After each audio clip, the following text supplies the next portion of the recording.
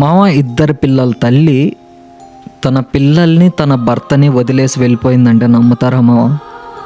అసలు ఏమైందో చెప్తా వినండి మావ. యాక్చువల్గా ఏమైందంటే వీళ్ళు లవ్ చేసుకుని మ్యారేజ్ చేసుకున్నారు మావ.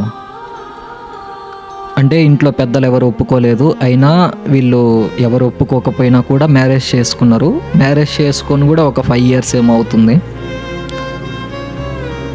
5 years అయితే వాళ్ళిద్దరి మధ్య ఏమైందో తెలియదు మామ మనకైతే. కానీ ఆ ఇద్దరి పిల్లల్ని ఆ అబ్బాయిని వదిలేసి వెళ్ళిపోయింది మామ. ఎవరితోనో వెళ్ళిపోయింది మామ. అసలు ఎలా వెళ్తారు మామ? ఆ చిన్న పిల్లల్ని చూసైనా కొంచెం ఉండొచ్చు కదా మామ, వాళ్ళ ఫ్యూచర్ కోసమైనా ఉండొచ్చు కదా మామ. అలాంటప్పుడు అసలు లవ్ చేసి ఎందుకు మ్యారేజ్ చేసుకోవాలి? వాళ్ళ ఫ్యూచర్ని ఎందుకు నాశనం చేయాలి మామ? నాకు అర్థం కావట్లే.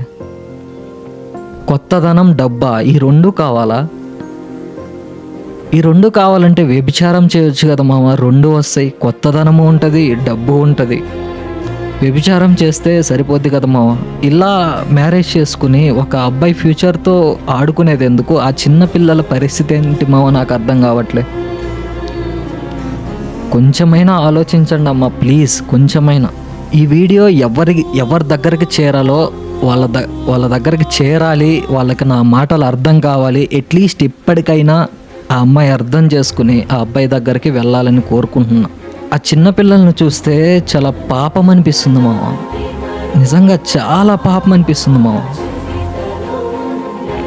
ఏంటో అసలు ఈ ఆడాళ్ళకి ఎలా మైండ్ ఉంటుందో కూడా నాకు అర్థం కావట్లే.